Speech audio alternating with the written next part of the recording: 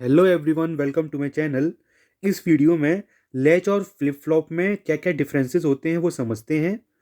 तो देखिए, पहले पॉइंट में मैंने यहाँ पे एस आर लैच का बेसिक सर्किट ये ड्रॉ किया है और यहाँ पे एस आर फ्लिप फ्लॉप का बेसिक सर्किट ड्रॉ किया है। अब इसी सर्किट की हेल्प से, पहले पॉइंट की हेल्प से हम कई सारे पॉइंट्स लिख सकते हैं।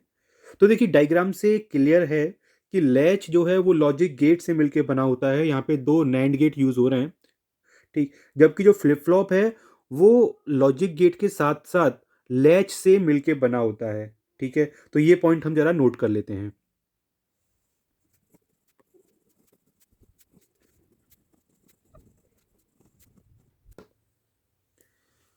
अब देखिए, डायग्राम से ये भी क्लियर है कि लैच के केस में यहाँ पे कोई क्लॉक सिग्नल नहीं है, जबकि यहाँ फ्लिप फ्लॉप के केस में सर्किट में, इंटरनल सर्किट में क्लॉक सिग्नल है, ठीक। तो इस पॉइंट को भी जरा नोट कर लेते हैं।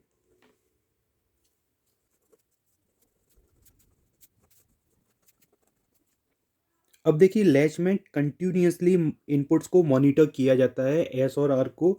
और जैसे ही ये चेंज होते हैं तो तुरंत ही क्या होता है, आउटपुट चेंज हो जाता है, ठीक। लेकिन फ्लिप फ्लॉप में इनपुट्स को क्या करते हैं, कंटिन्यूअसली तो मॉनिटर किया जाता है, एस और आर की कंटिन्यूअस वैल्यू को मॉनिटर किया जाता है, बट आउटपुट क्लॉक के रेस्पेक्ट में ही चेंज होता है इनपुट के अकॉर्डिंग, ठीक। मतलब कि क्लॉक सिग्नल अगर एक्टिव नहीं है, ये वाला क्लॉक सिग्नल अगर एक्टिव नहीं है, तो भले ही इनपुट में कुछ भी दीजिए आप, आउटपुट जो है क्यू और क्यू बार वो चेंज होने वाले नहीं है। तो इस पॉइंट को भी जरा नोट कर लेते हैं।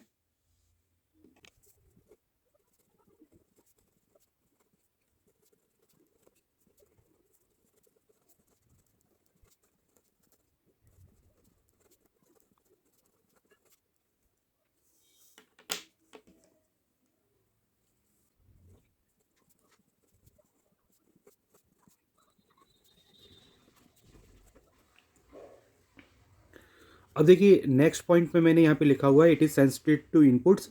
और जबकि ये सेंसिटिव होता है इनपुट्स के और क्लॉक सिग्नल के, क्योंकि देखिए लैच का आउटपुट जो है केवल इनपुट पे डिपेंड करता है, ठीक है ना।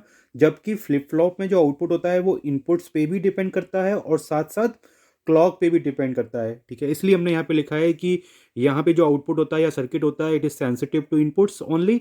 बट यहाँ पे इनपुट्स पे तो डिपेंड करता ही है, साथ साथ क्लॉक सिग्नल पे भी डिपेंड करता है, ठीक। अच्छा, अब देखिए, बेसिक सर्किट से क्लियर है कि लैच की डिज़ाइनिंग थोड़ी कम कॉम्प्लेक्स होती है, क्योंकि इसमें केवल दो लॉजिक गेट है। जबकि फ्लिप फ्लॉप में लैच वाला सर्किट तो होता ही है, ये वाला लैच वाला सर्किट तो है ही, ठीक है। साथ में कुछ क्लॉक वाला सर्किट भी एक्स्ट्रा दिया हुआ है।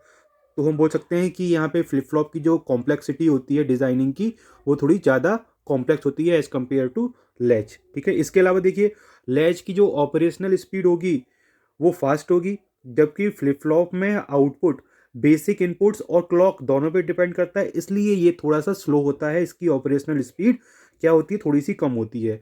तो इसको भी हम दोनों पॉइंट्स को यहाँ पे नोट कर लेते हैं।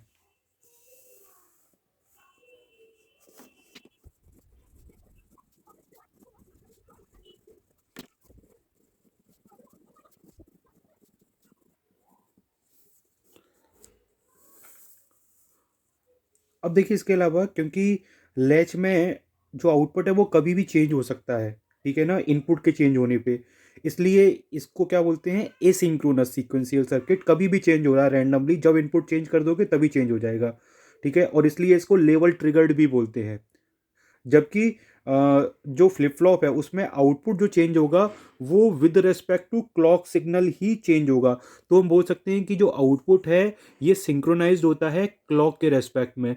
तो ये फ्लिप फ्लॉप क्या है, सिंक्रोनस सीक्वेंशियल सर्किट। और साथ में ये क्या, इसे क्या बोलेंगे, ये एज ट्रिगर्ड भी है। तो इन दो पॉइंट्स को भी लिख लेते हैं लास्ट में।